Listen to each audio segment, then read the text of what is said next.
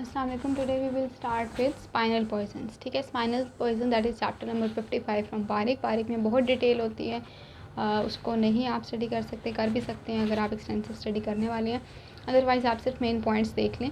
सो spinal poisons का introduction क्या है कि इसमें मेनली आ जाता है स्ट्रिक्नीन, जिसको हम क्विचला कहते हैं। इसके सीड्स पॉइजनस होते हैं। ठीक है, एक्टिव प्रिंसिपल में स्ट्रिक्नीन है, ब्यूसीन है और लोगैनिन है। साइन एंड सिम्टम्स में ये है कि अगर आप सीड्स अनब्रोकन ले लेते हैं, जैसे आपने अनब्रोकन सीड्स पानी के साथ इंजेस्ट कर लिया या वैसे एक्सीडेंटली इंजेस्ट कर लिए, तो वो नॉन पॉइजनस हैं। लेकिन अगर आप ब्रोकन क्रश सीड्स इंजेस्ट करते हैं तो उससे क्या क्या सिम्टम्स आएंगे? सबसे पहले बिटर टेस्ट होगा। ठीक है, फिर ये होगा कि आपकी फ्लेक्सर मसल्स काम ठीक नहीं करेंगे, आर्चेस बन जाएंगी 3। ठीक है, वो मैं भी आपको बताती हूँ। साइनोसिस हो जाएगी, फेशियल मसल्स कॉन्ट्रैक्शन हो जाएगी, जिसको राइसिस सर्डोनिकस कहते हैं। ठीक है, आपके फेशियल मसल्स बिल्कुल लॉक जा वाली सिचुएशन हो जाएगी।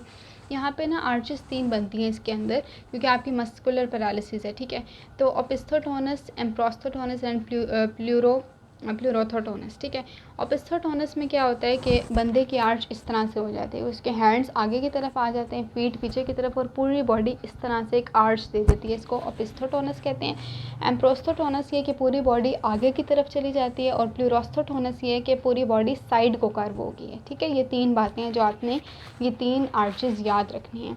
उसके बाद आ जाते हैं कन्वर्लियंस भी होती हैं और मस्कुलर पैरालिसिस भी होती है।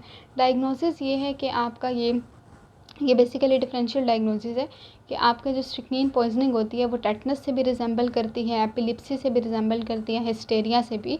तो आपने इसको उससे डिफरेंशिएट करना है। ये डीडी है आपका। ठीक है, टेटनस से डिफरेंशिएट करना है। एपिलिप्सी से किस तरह कर सकते हैं कि लॉस ऑफ कॉन्शियसनेस, एपिलिप्सी में कॉन्शियसनेस भी लॉस होती है जबकि इसके अंदर नहीं होती, और हिस्टेरिया में मैडनेस वाले सिम्टम्स आते हैं। Fatal dose and period 15 to 30 mg fatal dose है and 1 to 2 hours fatal period है। अब ट्रीटमेंट के लिए आपने क्या करना है, क्योंकि उस जो बंदा है उसको बेसिकली हाइपर एग्जैजुरेशन है उसके स्टिमुलस की। ठीक है, कि अगर उसे स्लाइड से भी स्टिमुलस मिलता है तो उसके मसल्स, उसकी बॉडी फ़ौरन बहुत ज़्यादा रिएक्ट करती है। तो आपने पेशेंट को सबसे पहले डार्क रूम में, क्वाइट रूम में रख देना है जहाँ उसे कोई स्टिमुलस ना मिला जाए। ठीक है, और क्विक एनेस्थीसिया देना है, बारबिचुरेट्स देने हैं, एवर्टिन एनेस्थीसिया भी दे सकते हैं। इसके अलावा मेफेंसिन एंड बारबिचुरेट्स। डायज़ेपाम के dose 2.5 mg।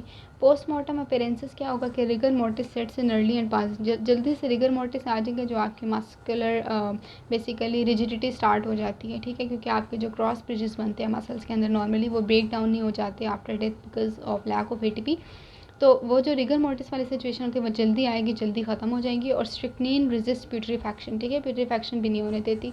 Medico legal importance ये कि ज़्यादातर इसकी पॉइजनिंग एक्सीडेंटल होती है, होमिसिडल रेयर होती है, कैटल को मारने के लिए इस्तेमाल करते हैं, रोडेंटिसाइड रोडेंट्स को मारने के लिए इस्तेमाल करते हैं, एंड जैसे रैट्स वगैरह। And also this is arrow poison. ठीक है, एरो पे लगाते हैं और इस तरह एनिमल्स को मारने के लिए यूज़ करते हैं।